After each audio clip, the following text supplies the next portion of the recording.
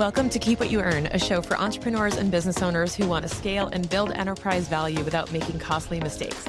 I'm your host, Shannon Weinstein. I'm a CFO and CPA who left a career serving Fortune 50 companies in Wall Street to help business owners just like you make life-changing wealth with your business. These episodes are meant to be super tactical and actionable, but please remember, consult your own financial professional before you implement anything you learn in this podcast. Now, if you'd be interested in working with us to do so, check out the show notes for more information about our company, Keep What You Earn Co. All right, let's start the show.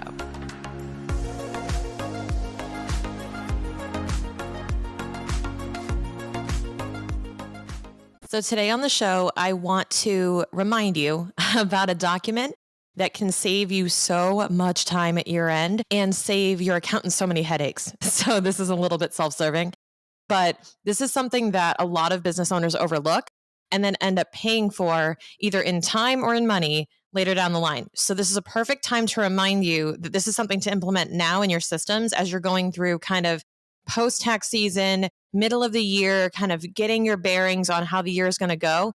I want you to revisit this particular area of your business, and that is the W-9 and the contractors that you've hired so far in your business. So the W-9 is called the Request for Taxpayer Identification Number and Certification, right? A lot of words. The W-9 is basically a document for any business owner that is used to gather information from contractors or vendors that they pay. The information is then used to fill out the 1099s that you have to do at the end of the year. Now, what business owners end up doing is they wait until the end of the year and their accountant goes, hey, I need W-9s from all these people. And what really should be happening is that you as a business owner should be collecting these proactively as soon as you hire your contractors.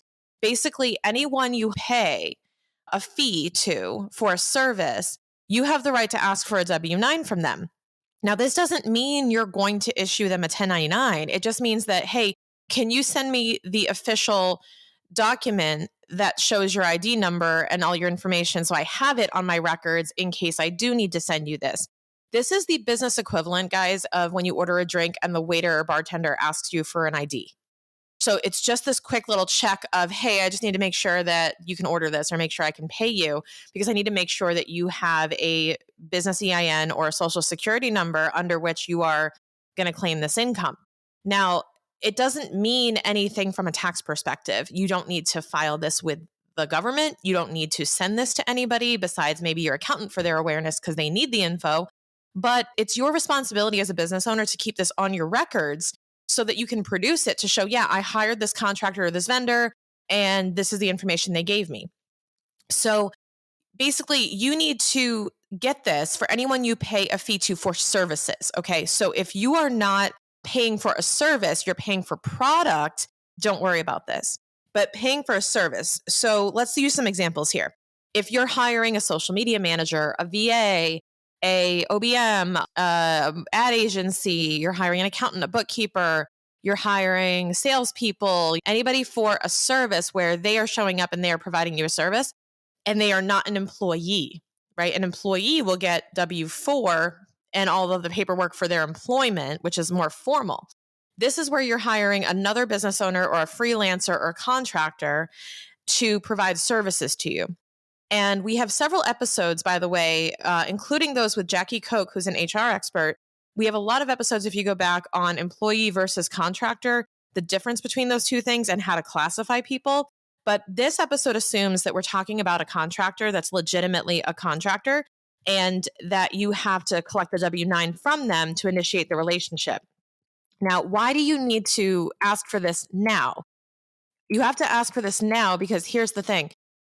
It's the best practice while you are engaging in this conversation, while you are going through your contract, while you are invoicing and paying, right? You're establishing a relationship, do it right away because there's a lot of paperwork being exchanged, a lot of formalities. Just have it included with your contract. So a best practice for you as a business owner, if you're going to hire someone to do services for you, is to have a contract in place that you're going to use that's under your terms, right? I don't like to rely on my contractors' contracts if I can avoid it. So I like to have a contract ready to go to make it easier for the process. So if I'm going to hire you as a graphic designer, for example, I may have a graphic designer contract that I use to hire you. Now, if you have your own, cool, you can bring your own. The key thing here is while we're doing the contract, along with that should come a W-9 attached to the contract. A contractor or vendor or provider who's really savvy will already have it included. But there are a lot of people out there, including folks who listen to this podcast, who are contractors and service providers who don't know about this. So if you're on the other side of the transaction and you're the one providing services, this is also a best practice to just attach your W-9 as like an appendix to the contract. It's perfect. I would definitely request a W-9 before you make a payment.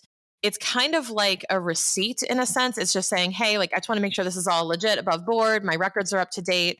And part of it is the motivation to withhold payment until you get that W-9 from them. Now, you're going to get some resistance to that because there are certain folks who don't receive 1099s, right? So there's a couple of reasons why they wouldn't give you a W-9. Number one is if they are a foreign contractor, then they don't send you a W-9. They send you what's called a W-8 BEN, B as in boy, EN. And that is a document that's equivalent to the W-9, I guess. But what it's saying is I'm a foreign contractor and I'm immune to this process. So regardless, you need to have a document for every one of your contractors, period. This is how it should be. Hey, real quick, are you learning anything in this episode that you think is share worthy? Well, if you could take a quick screenshot and share any of your biggest takeaways or quotes from this episode, post it to Instagram and make sure to tag me at Shannon K. Weinstein and at Keep What You Earn. Thank you so much for listening to the show. Let's dive back in. You should have a file for every person you hire, right? Whether that be contractor or employee, but you should have a file for each contractor, either in your Google Drive, your document storage somewhere that has their contract agreement in place, their W-9 or W-8 BEN, and a history of the 1099s you've given them. That would be rock solid documentation because if you ever get audited, one of the things they always ask for is, do you have the invoices, the receipts, and the 1099s that you paid these people to take the deductions? This would basically bulletproof that deduction if you had all of those things in that folder for the contractor. So that would be my tip to you, is to include that W-9 in their file. And also make sure that when you collect these, that it is up to date. So let's say you hired someone in like 2018, you got a W-9 from them and you still have that W-9.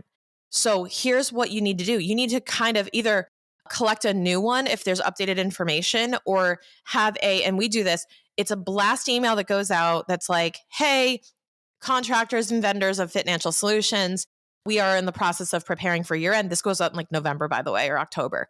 We're in the process of preparing for year end. And we have your W-9 on file. However, if your address has changed or any information about your business has changed, including your tax elections, your classifications, like, for example, if you elected S Corp this year, that is relevant, and I'll explain why. So all of those different changes that can take place, right? We say, are there any updates you need to make to your W-9? If so, send one to Courtney, right? Send a new copy to us, and we get that handled. So we have a pretty good process of, storing, receiving, kind of facilitating this whole thing. And I recommend you do as well, especially if you hire mostly contractors. Now, let me go back to that corporation thing. A 1099 does not have to be provided to a corporation or S corporation, right?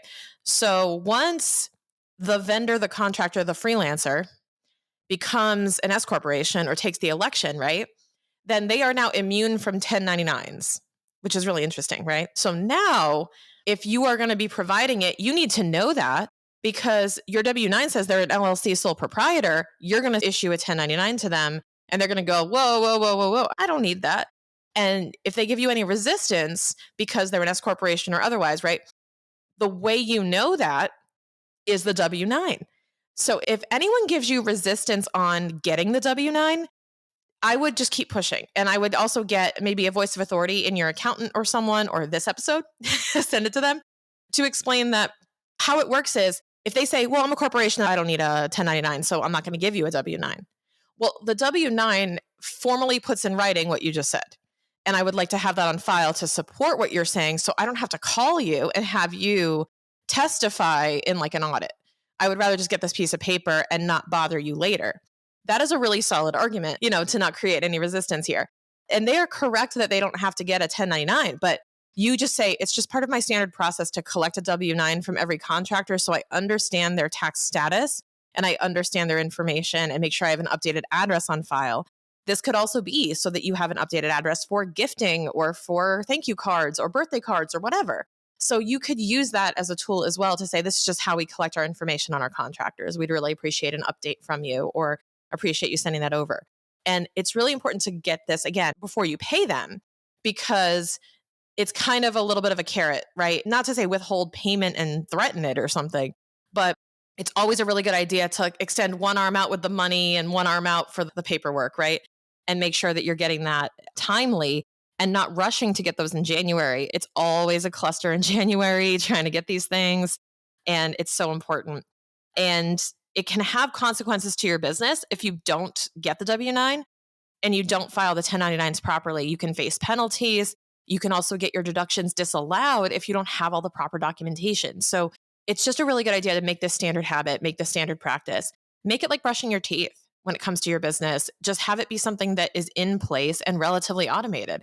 And you can kind of, I say, set it and forget it, but you can delegate this type of process down to your OBM, your VA, and say, I want you to manage the W-9s and 1099 process. It's actually pretty easy. So this is the time of year, kind of mid-year, where I want you to start thinking about, hey, who have I hired so far? How can I get this stuff organized? And what W-9s might I be missing that I can get ahead on?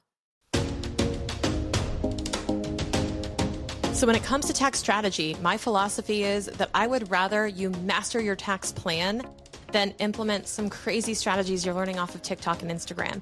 And that's why we use power sessions to dedicate some time with you to create a pro forma tax return. This enables you to predict your tax outcome, to take the surprise out of that surprise tax bill, and to enable you to use your resources better instead of overpaying Uncle Sam. If you're interested in learning more, check the link in the show notes to learn more about our power sessions.